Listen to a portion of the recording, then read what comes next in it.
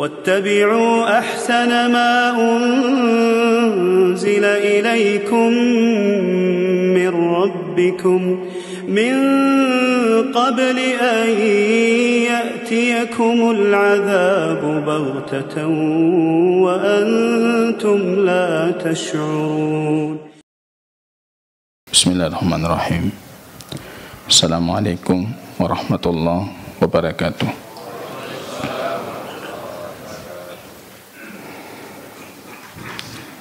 الحمد لله رب العالمين، نحمده ونستعينه ونستغفره ونعوذ بالله من شرور أنفسنا وسيئات أعمالنا، من يهده الله فلا مضل له ومن يضلل فلا هادي له. أشهد أن لا إله إلا الله وحده ربي لا شريك له، وأشهد أن محمدا عبده ورسوله صفيه من خلقه وخليله صلى الله عليه وسلم وعلى آله وصحبه الكرام. يقول ربنا جل شأنه في محكم تنزيله: يا أيها الذين آمنوا اتقوا الله حق تقاته ولا تموتن إلا وأنتم مسلمون.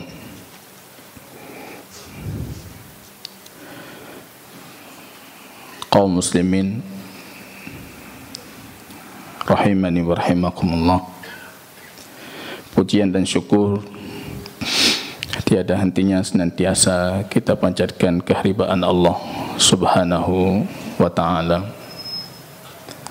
atas segala limpahan taufik, petunjuk yang Allah berikan, kesempatan yang selalu Allah berikan, kesehatan yang Allah berikan juga kita bisa berkumpul kembali menunaikan faridah Allah dan melanjutkan dengan mempelajari ayat Allah dan hadis-hadis baginda Rasul sallallahu alaihi wasallam. Salawat dan salam kita doakan kepada Allah agar senantiasa tercurahkan kepada baginda Rasul Muhammad sallallahu alaihi wasallam. Kaum muslimin yang berbahagia,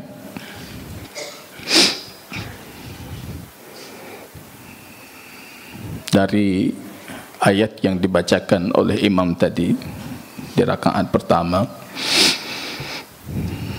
dialog panjang tentang proses penciptaan Adam alaihissalam. Kalau ada faedah yang bisa kita dapatkan dari dialog itu, ada ujian yang Allah berikan kepada Nabiullah Adam alaihissalam. فعلم الأسماء فعرضهم على الملائكة. Setelah diajarkan, kemudian Allah meminta untuk disampaikan, ditampilkan di hadapan para malaikat. Ketika terbukti Adam lebih unggul dalam hal ini dibandingkan para malaikat, terbantahnya dakwaan para malaikat yang mendakwakan sebelumnya, engkau hanya menciptakan perusak yang menumpahkan darah. Ujian itu dalam Al-Quran disebutkan sebagai jawaban terhadap dakwaan. Ketika Anda mendakwakan, Anda akan diuji. Ketika ada dakwaan para malaikat tentang Adam, Adam diuji. Alif Lam Mim Al-Ankabut. Apakah kalian akan dibiarkan mengatakan amanna wa hum la yuftanun, sedangkan mereka tidak diuji dalam keimanan mereka? Itu tidak mungkin. Walaqad fatanna alladhina min qablihim. Orang sebelum kalian pun semuanya sudah diuji. Ujian tauhid,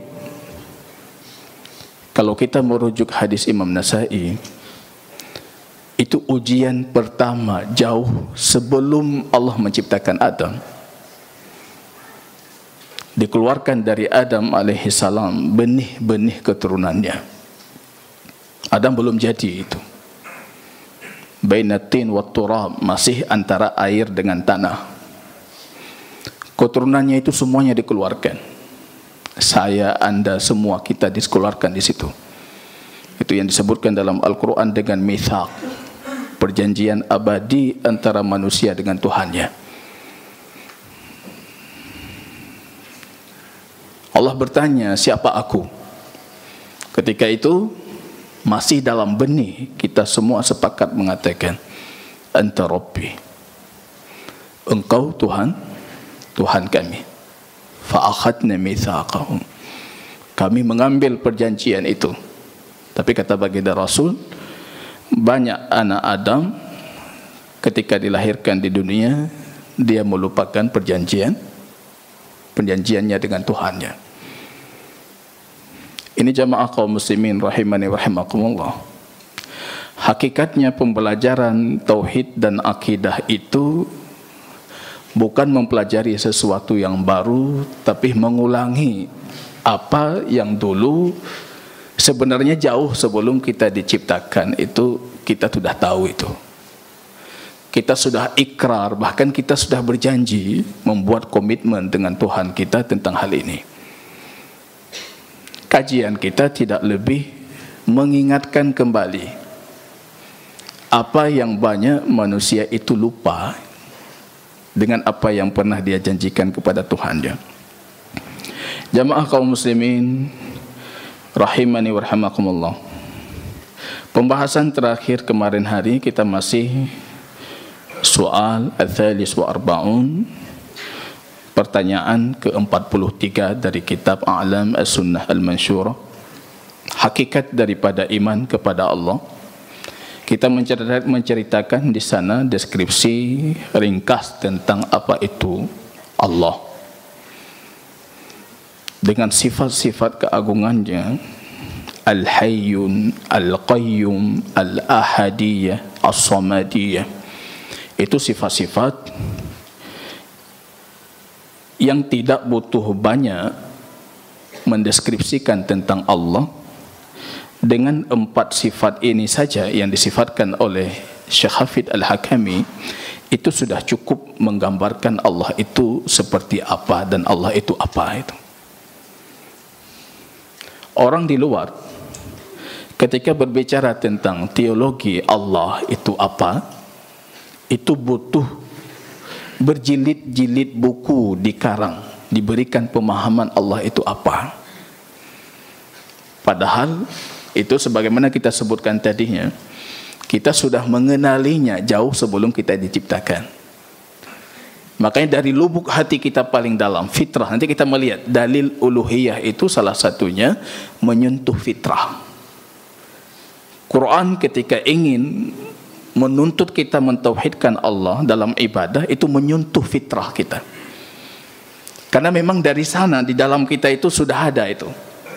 Maka kalau ingin mendeskripsikan tentang Allah, cukup dengan 2 nama Allah, Ismallah Al-A'zam, nama Allah paling agung itu.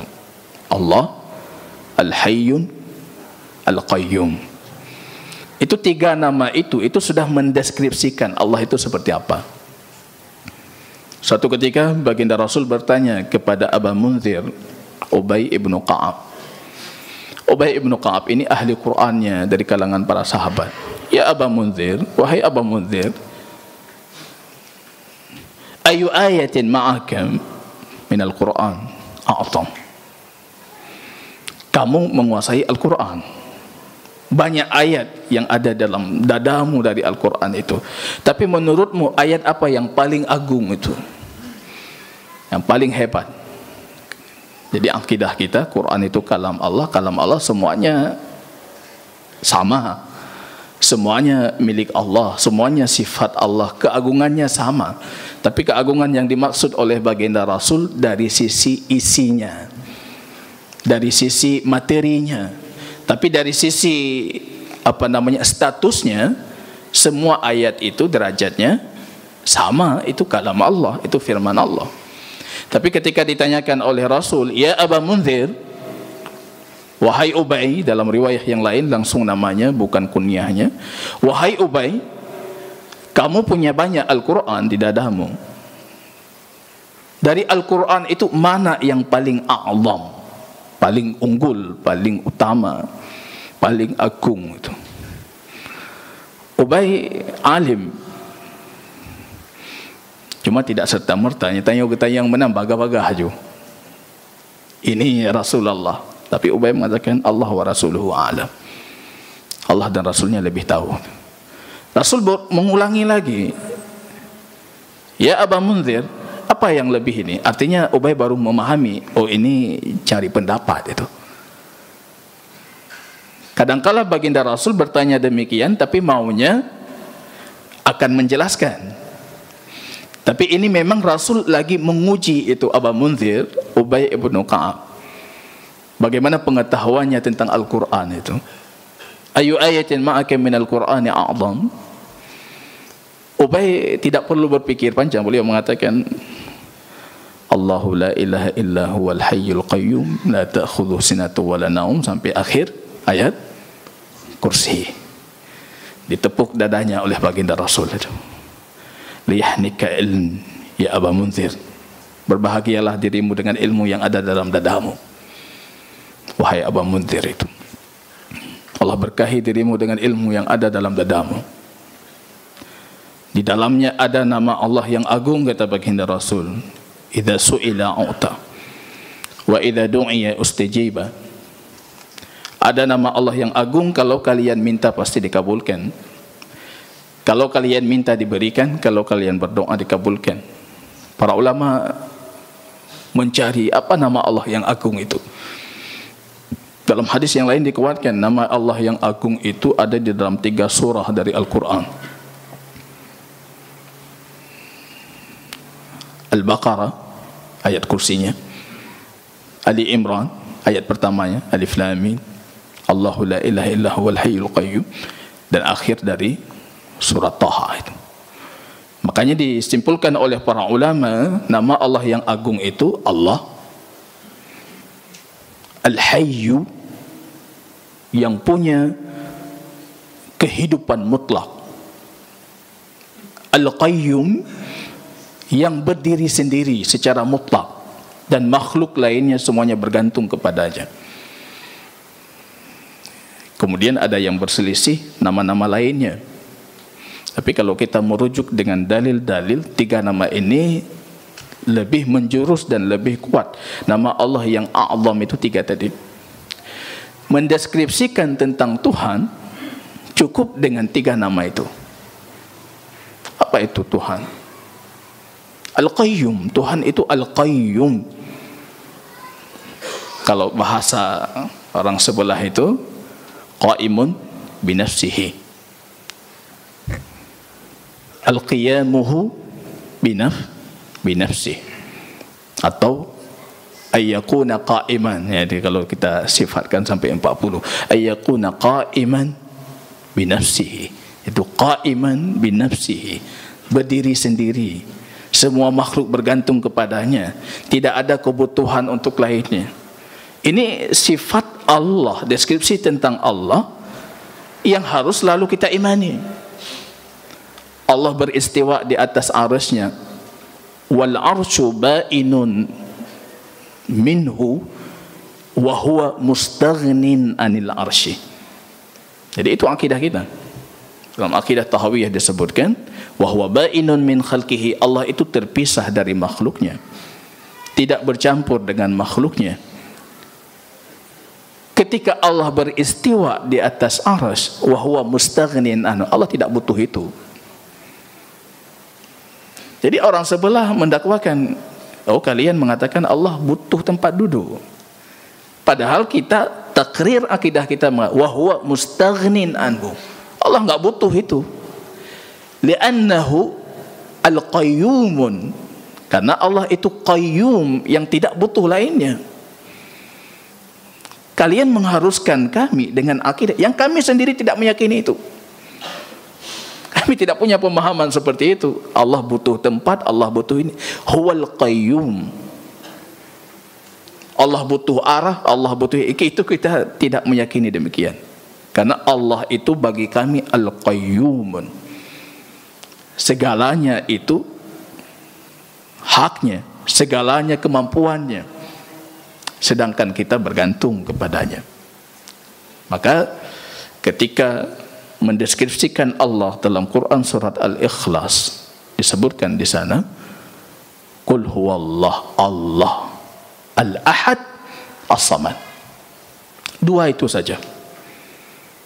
Dua itu saja cukup untuk menutup mulutnya orang kafir musyrikin. Mereka enggak bertanya lagi, jelaskan lagi, enggak perlu, cukup dengan itu. Ahad. Ini yang disifatkan di sini oleh pengarang kitab kita Syekh Hafidz Al-Hakami. Hayyun qayyum ahadun samad. Ahad yang punya sifat ahadiyah.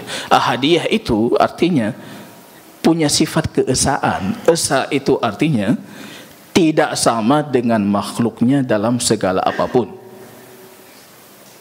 Allah hidup, Anda hidup, tapi hidup Anda tidak sama dengan hidup Allah. Allah mendengar, kita mendengar, tapi mendengar kita tidak sama dengan Allah. Karena Allah itu punya sifat ahadiyah. Kita satu yang bicara, datang orang lain bicara, Kak Imileh, tinggal lu dengar ya. Allah enggak butuh itu. Karena Allah itu sameknya, pendengarannya itu pendengaran ahadiyah. Allah bagi rezeki kita semua dalam satu waktu. Kalau kita nggak bisa seperti itu, coba lihat pemerintah itu bagi bansos saja harus pilih-pilih daerah dulu.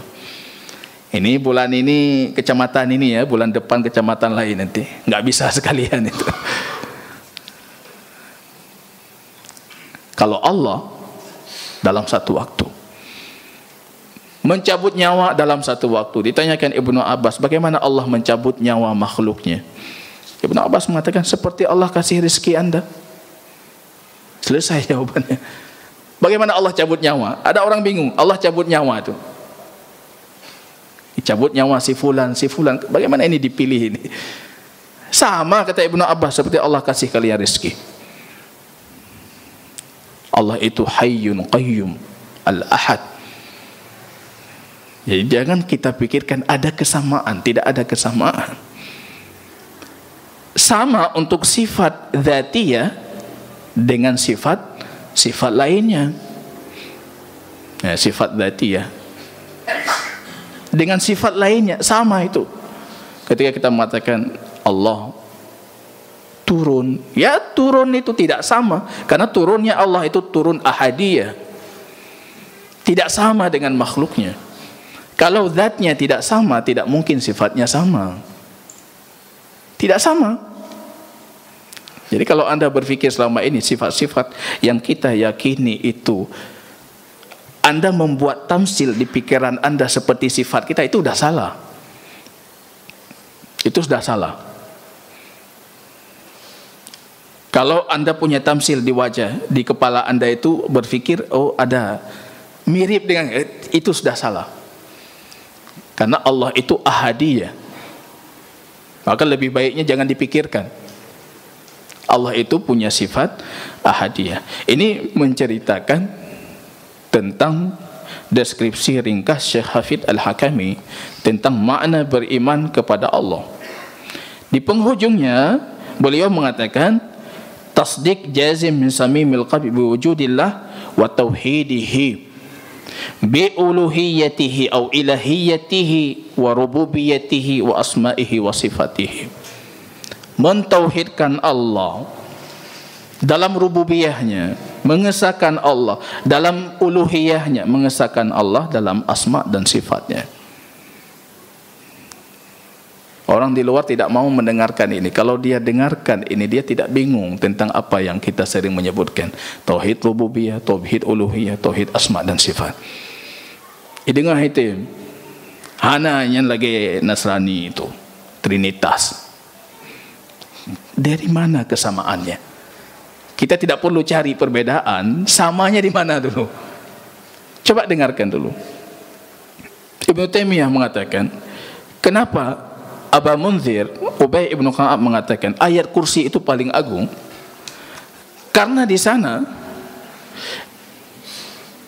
deskripsi sempurna tentang Allah dan mentauhidkan Allah yang tidak dimiliki dalam ayat-ayat lainnya.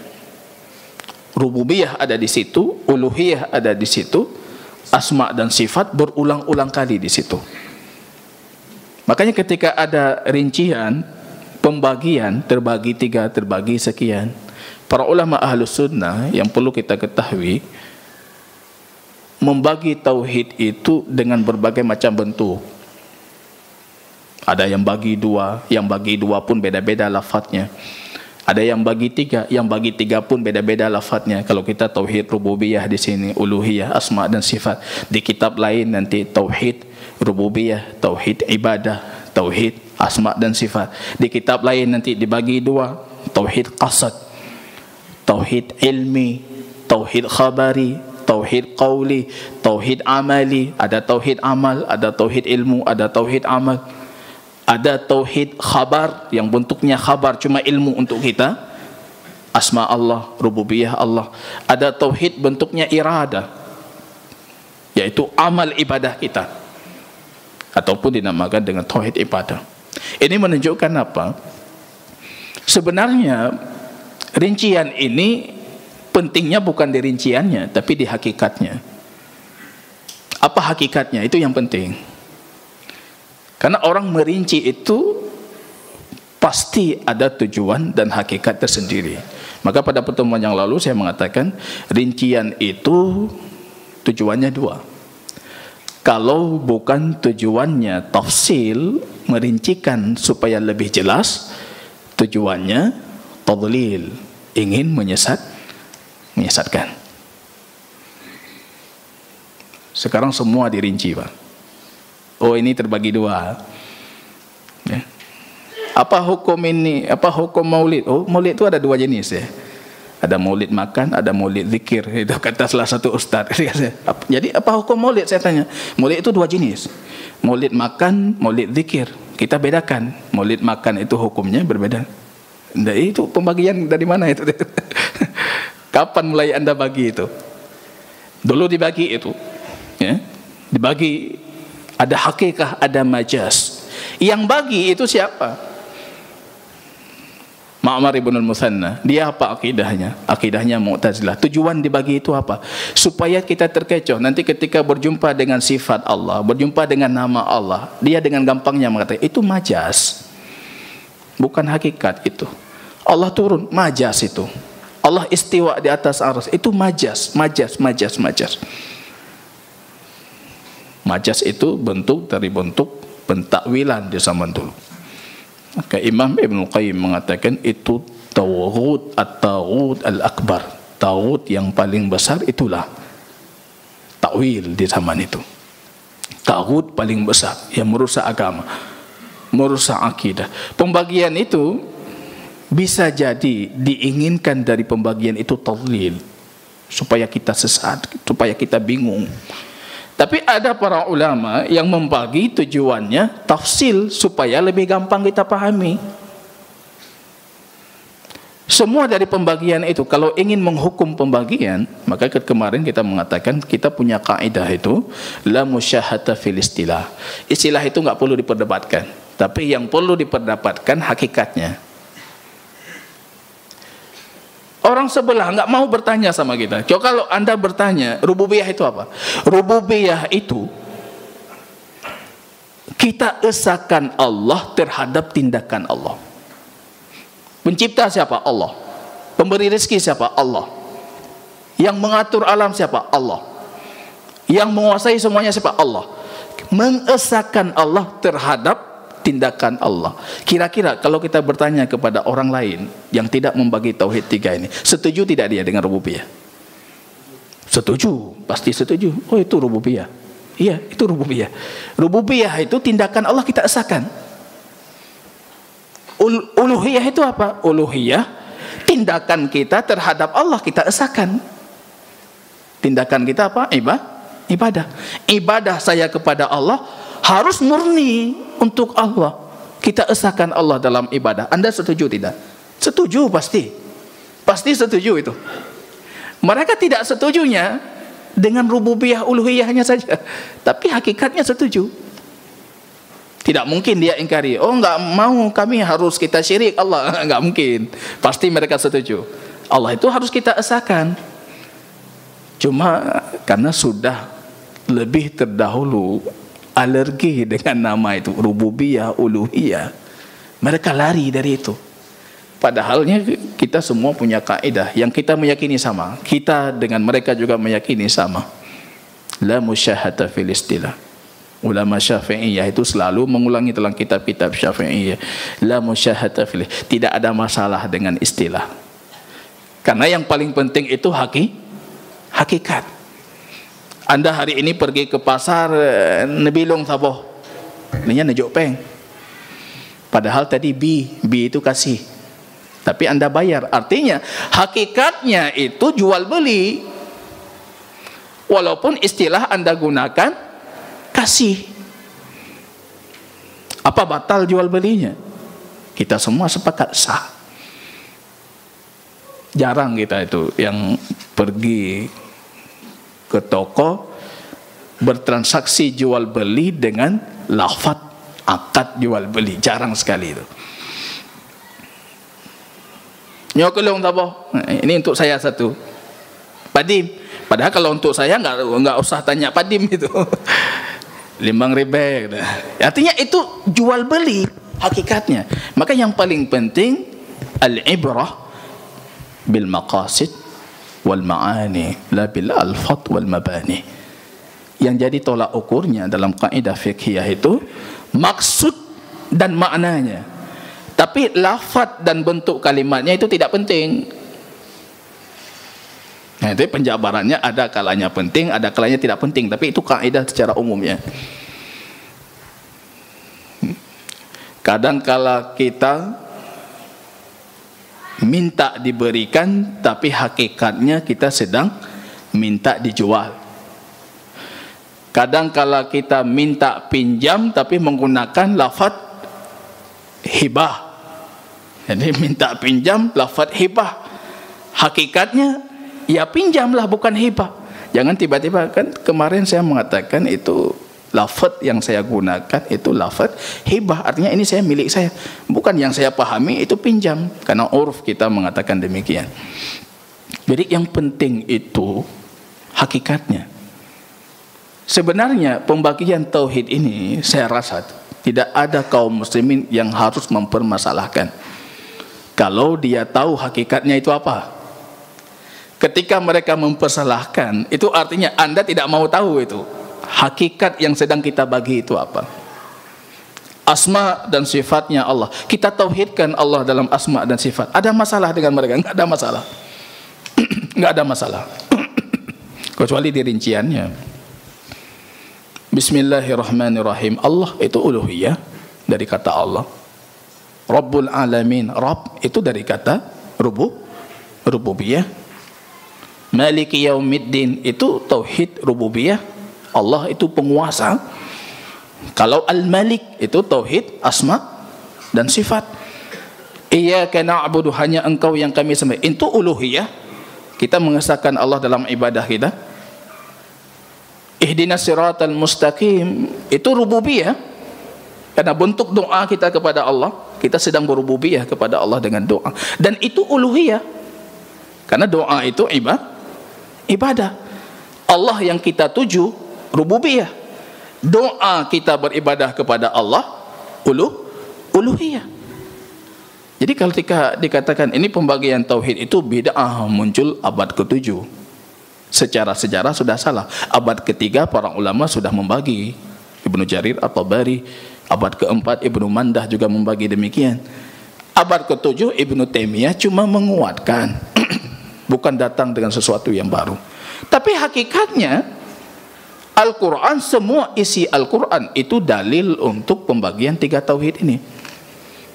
Jangan dikatakan ini tidak berdalil, nyan hana dalil. Seluruh Al-Quran dalilnya. Bahkan kemarin kita mengatakan Al-Quran surat Maryam 65, Rabbus samawati wal ardh wa ma bainahuma fa'budhu wastabir li'ibadatihi hal ta'lamu lahu samiyya. Itu satu ayat, tiga tauhid dikumpulkan di situ. Semua Al-Quran dalil untuk pembagian ini. Ini bukan sesuatu yang baru. Jauh sebelum, kalau Muhammad bin Abdul Wahab itu belakangan sekali. Kalau Ibnu Taimiyah itu sudah pertengahan abad ke-7. Ini sudah didiskusikan dengan beragam bentuk lafaz para ulama ahlu sunnah sebelumnya. Dari abad ke-3 itu sudah dibentuk pembagian tauhid ini. Ini jamaah kaum muslimin rahimani wa rahimakumullah. As-su'al ar-rabi' wa arba'un, pertanyaan ke-44, ini kelanjutannya. Tadi mengulangi apa yang kita bahas pada pertemuan sebelumnya. Ma huwa tauhid al-ilahiyah ataupun tauhid uluhiyah. Jadi kita tahu al-uluhiyah itu dari kata Allah. Kalau mau dirujuk kembali penggunaan kata Allah itu alif lam masuk ke dalam lafaz al-ilah. Aliha ya'lahu, yang artinya beribadah. Al-ilah itu fi'al tapi maknanya maf'ul. Masdar bermakna maf'ul, objek. Al-ilah itu artinya la ilaha, ilah itu artinya ma'luh, yang ditujukan untuk ibadah, itu arti ilah. Maka ketika kita mengatakan la ilaha illallah, la ilaha artinya la ma'luh, yaitu la ma'luh, tidak ada yang diibadahi dengan hak, dengan benar. La ma'luh. Kata uluhiyah itu dari kata Allah. Maka kata uluhiyah bisa kita pastikan itu lafaz syar'i, lafaz Qur'ani, lafaz hadisi. Beda dengan akidah yang lain. Dari lafaznya saja kalau mereka itu sudah tidak syar'i. Maka kita pernah berdiskusi itu di lama dulu sebelumnya tentang lafaz sufi misalnya. Saya mengatakan itu bukan lafaz syar'i, karena kalau anda buka Quran seluruhnya, hadis seluruh, enggak dapat itu kata sufi itu. Yang lucu, mereka yang melafadzkan dengan lafaz-lafaz tidak syar'i mempertanyakan lafaz uluhiyah itu. Uluhiyah itu ya Allah. Masdarnya, sumber katanya. Apa Allah tidak syar'i itu? Dari Al-Quran itu kemarin saya katakan apa 2.700 sekian kali dalam Al-Quran lafaz jalalah Allah, Allah, Allah itu diulangi. Artinya makna uluhiyah itu diulangi sekian ribu kali dalam Al-Quran itu. Ini lafaz syar'i Qur'ani. Atau sebagian para ulama kita menamakan ini tauhid ibadah. Itu lebih gampang. Kalau tauhid uluhiyah artinya kita sedang menamakan dengan menyematkan kepada Allah, karena itu sifatnya Allah, uluhiyah. Tapi ketika kita mengatakan tauhid ibadah, kita sedang berbicara tentang amal kita, makhluk atau hamba beribadah. Mentauhidkan Allah dalam ibadah, karena Allah itu pemilik uluhiyah, dan ibadah kita harus kita peruntukkan secara tauhid kepada Allah itu. Maka di sini ditanyakan ma huwa tauhid al-ilahiyah ataupun uluhiyah.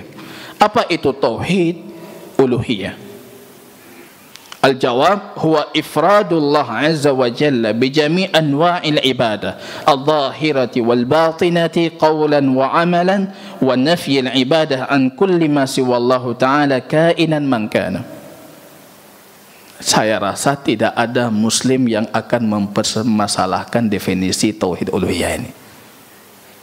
Artinya apa? Beliau mengatakan mengesahkan Allah dalam segala bentuk ibadah. Ibadah itu menjadikan tujuannya hanya Allah. Baik ibadah yang zahira, yang batina, yang qauli, amali, ucapan, perbuatan, zikir kita, zikir salat kita, ibadah amali kita, itu semuanya kita esahkan Allah. Kira-kira ada muslim yang mempermasalahkan? Tidak ada. Mereka cuma mempermasalahkan karena pengarang kitab ini orang Saudi itu. Hakikatnya tidak ada masalah. Coba panggil siapapun dia. Kira-kira ini ada masalah enggak?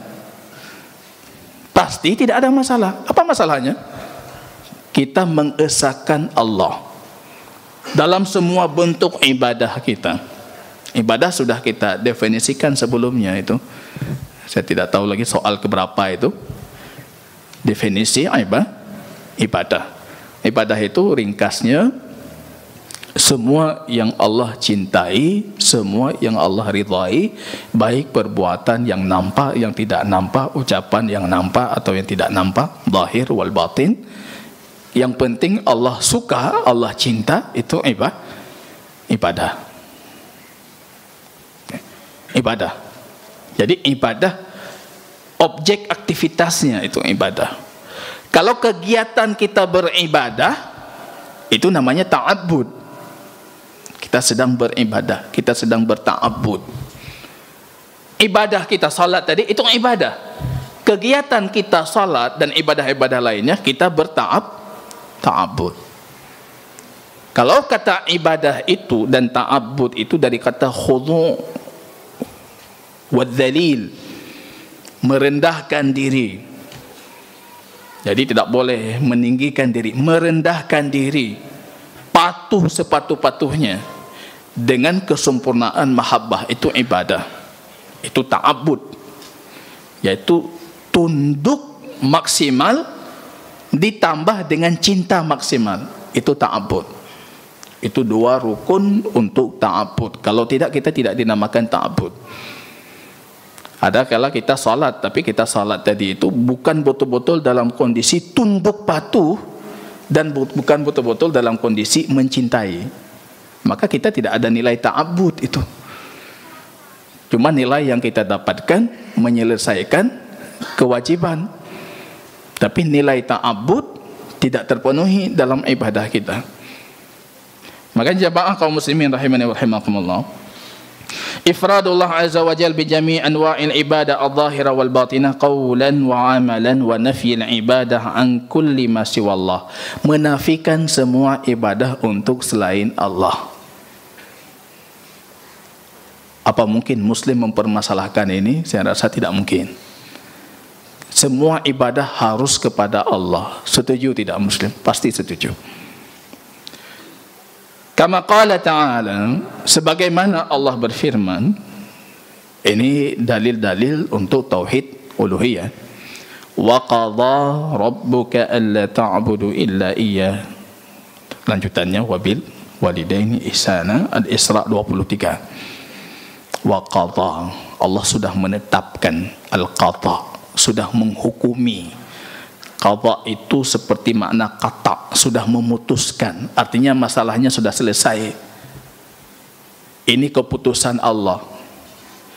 Kalau sekiranya Kepres dikeluarkan, keputusan presiden, kita mau membacanya itu, memberikan perhatian kita. Keputusan gubernur, kita semua menyimaknya. Artinya keputusan ketika dinamakan itu keputusan, itu punya kedudukan lebih tinggi dibandingkan dia berbicara biasa. Ini tadi kata Pak Gubernur itu biasa sekali, tapi ketika dikatakan itu keputusan gubernur, oh itu levelnya naik dia. Yang sedang kita bacakan dalam ayat ini keputusan Allah, ketetapan Allah. Allah sudah menetapkan Jangan kalian beribadah kepada selainnya. Itu tauhid uluhiyah. Tidak ada masalah itu. Itu tauhid uluhiyah. Jangan kalian ibadah kepada selain Allah. Wa qala ta'ala wa'budullah wa la tusyriku bihi syai'an. Sembahlah oleh kalian Allah dan jangan kalian sekutukan Allah dengan sesuatu apapun. Itu tauhid uluhiyah. Lawan tauhid uluhiyah syirik. Kalau lawan tauhid rububiyah ateis, yang tidak mengakui adanya Tuhan, tidak ada ini itu. Kira-kira Anda mengakui adanya Tuhan? Pada hakikatnya semua manusia mengakui itu. Anda sudah berububiyah. Apa itu cukup? Tidak. Kalau Anda mengakui adanya Tuhan, Anda harus mengakui Tuhan yang ada itu yang berhak kita peruntukkan dengan ibadah. Maka 3 pembagian tauhid ini tidak bisa dipisahkan. Para ulama membuat kesimpulan, tauhid al-uluhiyah yatadhamman atau tatadhamman ar-rububiyah wal asma' was sifat, wa tauhid ar-rububiyah wal asma' was sifat tastalzim al-uluhiyah. Apa maksudnya itu? Ketika Anda mentauhidkan Allah secara uluhiyah, ibadah semuanya hanya kepada Allah, itu artinya pada hakikatnya itu sudah mencakup rububiyah dan asma dan sifat. Karena tidak mungkin Anda mengesahkan Allah dalam ibadah tapi Anda tidak mengakui kalau Allah itu pencipta, pengatur, pengayom dan segalanya. Tapi sebaliknya, kalau Anda mengesahkan Allah dalam rububiyah, ini mengharuskan Anda mengesahkan Allah dalam ibadah. Ini konsep Al-Quran. Kalau kita bicara tentang ini panjang, bagaimana konsep Al-Quran ketika menuntut tauhid uluhiyah dari kaum musyrikin. Salah satu konsepnya dengan cara pendekatan rububiyah. Kalian mengakui tidak Allah itu pencipta? Wala in sa'altahum man khalaqas samawati wal ardh la yaquluna Allah. Kalau engkau tanyakan kepada kafir Quraisy itu siapa yang menciptakan langit dan bumi, mereka serentak menjawab Allah. Pengakuan terhadap rububiyah dipaksakan oleh Al-Quran untuk mengakui uluhiyah. Ini itu di antara cara konsep Al-Quran. Ketika kaum musyrikin ngotot mereka tidak mengakui dengan rububiyah itu uluhiyahnya Allah, apa konsep Al-Quran selanjutnya? Menampakkan kekurangan yang mereka ibadahi selain Allah. Patung-patung kalian itu yang kalian sembah, walaupun kalian mengatakan supaya itu dekat, mendekatkan kami dengan Allah, liyuqarribuna ilallahi zulfa, supaya kami dekat dengan Allah, patung-patung itu Allah sifatkan kekurangannya dalam Al-Quran. La yamlikuna min kitmir. Kitmir saja mereka tidak punya itu. Kitmir itu apa? Kalau Anda buka kurma, ada biji kurma. Di biji kurma itu ada selaput bijinya. Itu kitmir. Tuhan kalian itu aja tidak bisa diciptakan. Dinampakkan kelemahannya. Wala in sa'altahum, kalau kalian meminta kepada Tuhan-Tuhan kalian itu, la yasma'u doa'akum, mereka tidak mampu mendengar doa kalian. Dinampakkan kekurangannya. Walau sami'u, kalau mereka dengar, mastajabu lakum, mereka tidak mampu menjawab permohonan kalian. Di India itu Tuhan sampai sekian ribu Tuhan itu. Di dunia kalau mau cari paling banyak Tuhan itu pergi ke India itu. Ada seorang peneliti itu ketika dia mencoba meneliti berapa banyak Tuhan di India, akhirnya dia tutup buku, alah banyak kali. Enggak habis-habis rupanya. Udah 4.000 masih ada tambahan lagi. Datang orang lagi, kami punya Tuhan lagi. Dahlah parti penelitian ini, semua Tuhan. Menyembah bakar, menyembah lembu, menyembah sapi. Kalau diminta, didengar, lembunya dengar. Tapi mastajabu, tidak bisa dipenuhi. Allah ungkapkan itu sisi-sisi ketidakmampuan Tuhan yang disembah itu. Tujuannya apa? Supaya mereka sadar yang kalian sembah itu tidak sama dengan Allah. Seharusnya kalian memperuntukkan Allah itu semata. Ini yang banyak kaum muslimin bingung, jamaah kaum muslimin rahimani wa rahimakumullah.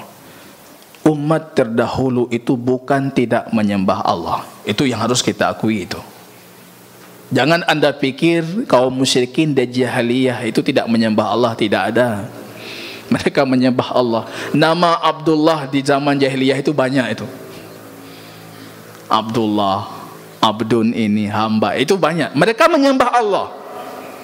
Masalah mereka bukan mereka tidak menyembah Allah. Masalah mereka tidak memperuntukkan Allah satu-satunya yang diibadahi. Itu masalahnya. Bapaknya Nabi Ibrahim, coba buka di Quran surah Ibrahim itu. Bapaknya itu menyembah Allah tidak? Menyembah Allah. Makanya Nabi Ibrahim mengatakan inni bara'u mimma ta'budun illa alladhi fatarani. Aku berlepas diri dari sembahan kalian kecuali, coba lihat ada kecualinya, kecuali yang sudah menciptakanku, yaitu Allah. Artinya Allah mereka ibadahi juga. Semua yang kalian ibadahi itu aku berlepas diri kecuali satu saja yang sudah menciptakanku, yaitu Allah. Artinya umat Nabi Ibrahim itu menyembah Allah. Tapi kenapa mereka itu dinamakan kafir, dinamakan musyrik, dinamakan macam-macam? Karena mereka itu tidak mengkhususkan Allah dalam ibadah. Ini yang banyak kaum muslimin tidak memahami. Ketika ada yang memperuntukkan ibadah kepada selain Allah, yang memasukkan Islam orang sudah Islam. Itu kemarin hari disebutkan. Yang sama yang pertama, ketika ada seorang da'i di Banda Aceh yang ditanyakan, kenapa kita tidak berdakwah di di perbatasan, keluar dari mulut da'i itu. Sekarang kita disibukkan dengan da'i-da'i yang pulang dari Timur Tengah, kemudian memasukkan orang Aceh lagi ke dalam Islam. Orang Islam pertama Islam lom. Itu masalahnya, kami sibuk dengan mereka, akhirnya enggak sempat ke sana.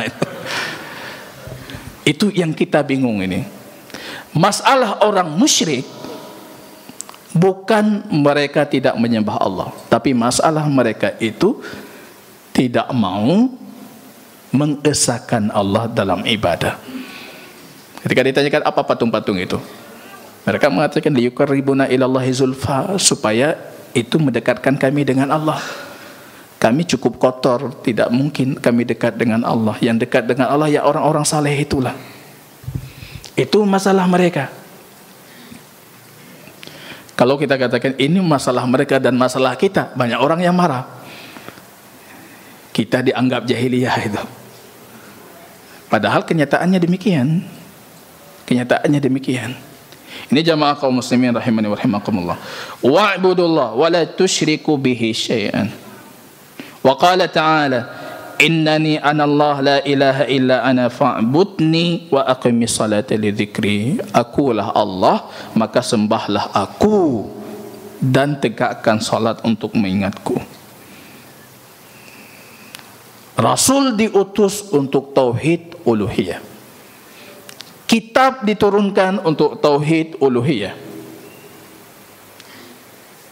Al-Jannah, syurga ditegakkan, neraka juga demikian. Itu semuanya untuk tegaknya tauhid uluhiyah.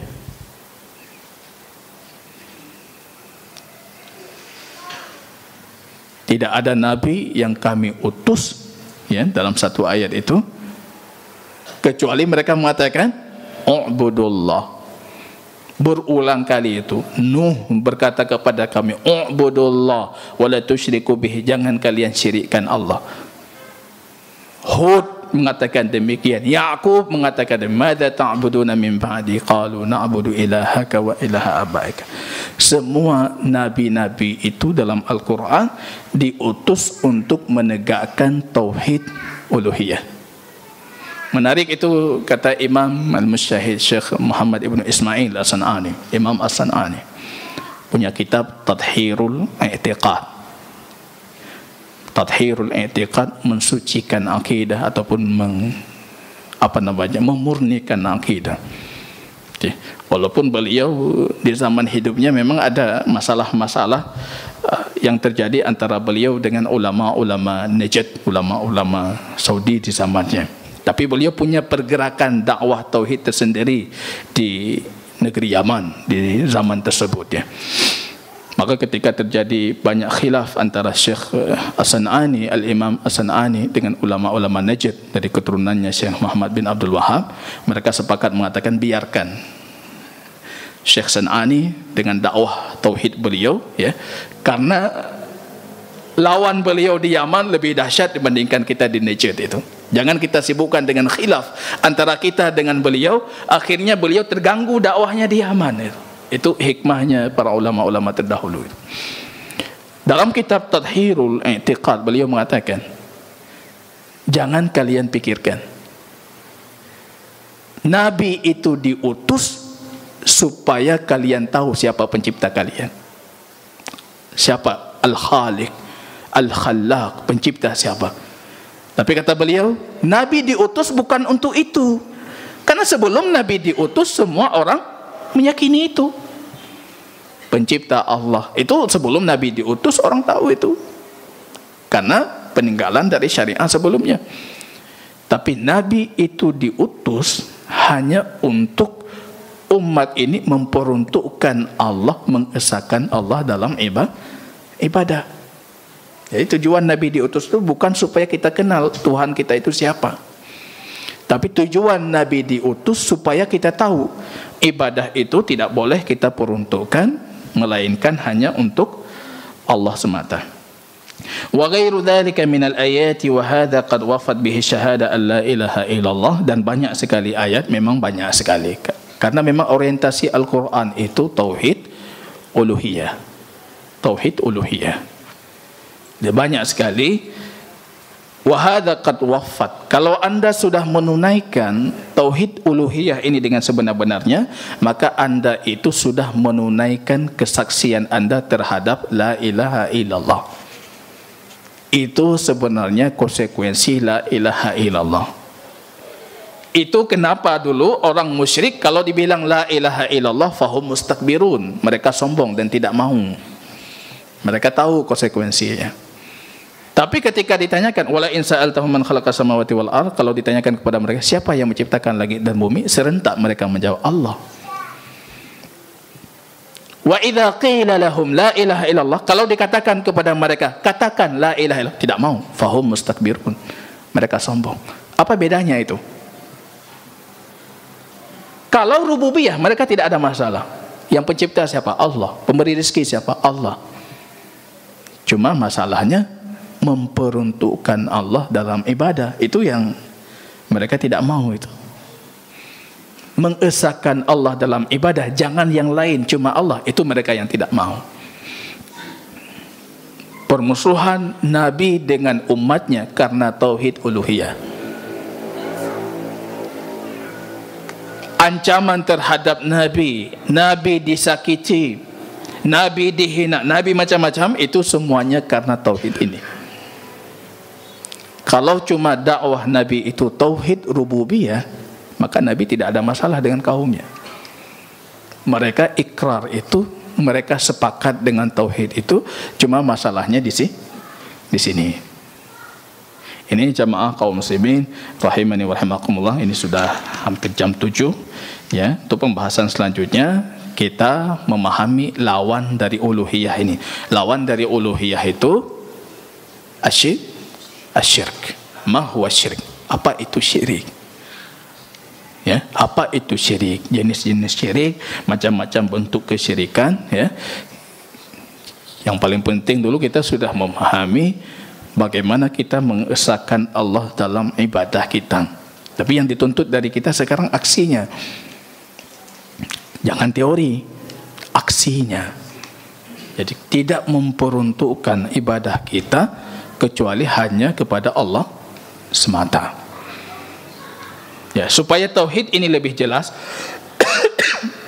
wa bididdiha tatabayyanul asya'u, dengan kita kenali lawannya maka kita kenali siapa siapa dia ya. Dengan kita kenali uluhiyah, maka kita harus mengenali syirik. Kalau kita tahu tauhid tapi tidak tahu syirik, bisa terjerumus ke dalam syirik dalam kondisi kita menyangka itu bagian dari tauhid. Maka para ulama membawakan wa bidziddiha tatabayyanul asya'u. Bagaimana kita mengenal putih? Ya kenali hitamnya. Hitam putih. Putih tanpa hitam, kadang-kadang kita bingung nanti. Ya ini masih putih tidak ini? Ya maka harus kita kenali lawannya juga. Barakallahu fikum, subhanakallahumma wa bihamdika asyhadu an la ilaha illa anta astaghfiruka wa atubu ilaik. Assalamualaikum warahmatullahi wabarakatuh.